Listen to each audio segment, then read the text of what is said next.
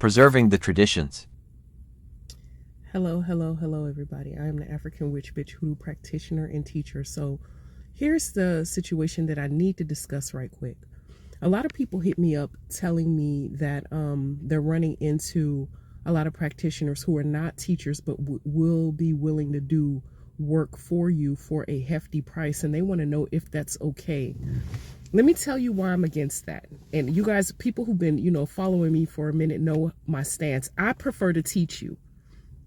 And the reason why I prefer to teach is so that you can learn on your own how to boss up in your own power and how to preserve the tradition of hoodoo. And let me explain what I mean by that. This tradition is an oral tradition that was passed down by African slaves, or people like to call them slaves. I call them prisoners of war in America, whispered in the ears of their children, who then whispered it in the ears of their children, et cetera, et cetera, et cetera, passed down orally. Okay. If everybody who knew and who learned sold hoodoo at hefty prices and only did work for profit, our tradition would die when they do. Think about it. The people who are out here doing work for profit do not teach. You to explain your situation, they give you a price tag, they'll go inside their little room or whatever and claim to do work for you, whatever, and then it may or may not pop the spell. Let me explain to you why that's problematic. Because when they pass away, the tradition dies because they never taught anybody. This is why I teach. Because I may or may not be here in this realm. I might transition to the ancestors someday. I am going to transition to the ancestors someday. But what will live on is my teachings to my students, who will pass it to their children, who will pass it to their children, etc. And the tradition lives. If everybody was for profit, and everybody did work for people, and everybody didn't teach, when they died, the tradition dies. This is why I'm against that. This is why I highly recommend you not be a lazy ass, sitting on your ass, popcorn ass witch, meaning you want everything to pop right now, popcorn, and you don't want to put your time in and learn the tradition.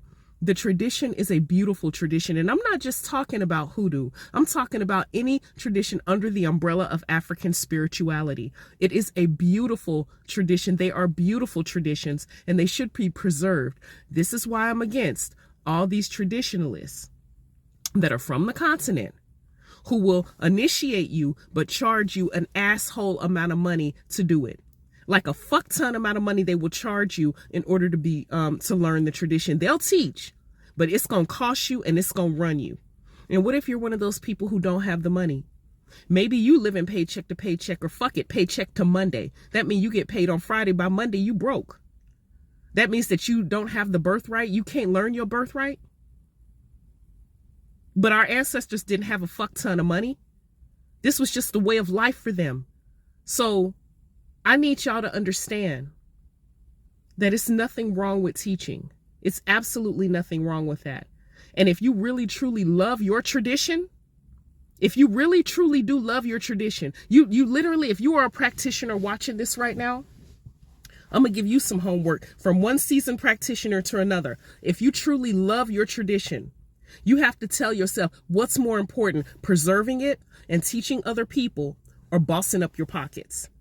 Preserving it, teaching other people, bossing up your pockets. Which one's more important? Because the people who really do love the tradition want it to live on past them. I'm going to transition someday, but 500 years from now, I want people still to be honoring their ancestors and practicing our tradition. I'm not going to profit from it. My ass will be dead. I'll be in the ancestor realm. And your ass will too. But if your number one focus is money, you ain't teaching nobody shit, because you know that when people know how to do the work on their own, they don't need to come pay you for shit. They could do it by themselves.